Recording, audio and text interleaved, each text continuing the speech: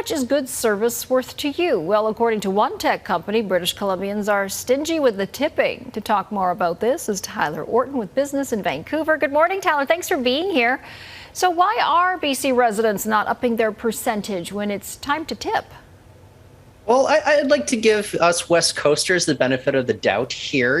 Maybe things, cost of living a little bit higher. And so that's going to make us a little stingier when it comes time to pay up our bills. But on average, Canadians are tipping now a little bit more than they were prior to the pandemic. That's according to U.S. tech company Square. So we're looking at 17.9% on average across Canada versus 16.6% prior to the pandemic.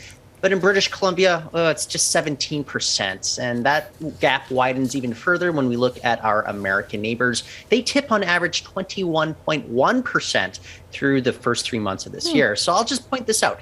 If you don't tip well, maybe servers, it's going to be harder to hire them, which means that those costs to raise the wages is going to be passed on to the menus. So it's probably just in your best interest to go ahead and be generous when it's time to pay up at the end of the meal. All right, yeah, that's always a tough call. How much to tip? That's a popular topic. All right, now let's talk about Twitter. The battle for that company is on with a so-called poison pill to stave off Elon Musk's efforts. What can you tell us about that? Well, look, these poison pills, it's interesting. It's where you essentially dilute the value of shares, making it harder for another shareholder to sweep in amid a hostile takeover. So essentially, you're flooding the market with so much new stock that it makes it way too expensive to do such a takeover. And this comes after Elon Musk, offered to buy Twitter for $43 billion US last week.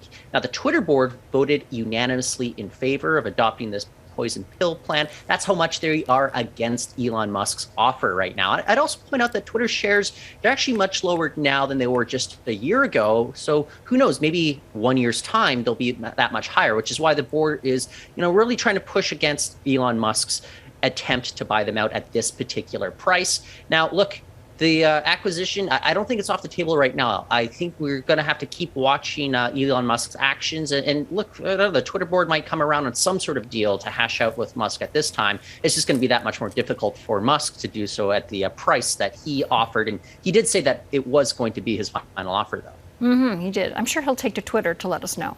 All right. Thanks so much. That's Tyler Orton joining us from Business in Vancouver. Have a great week. Thanks, Jennifer.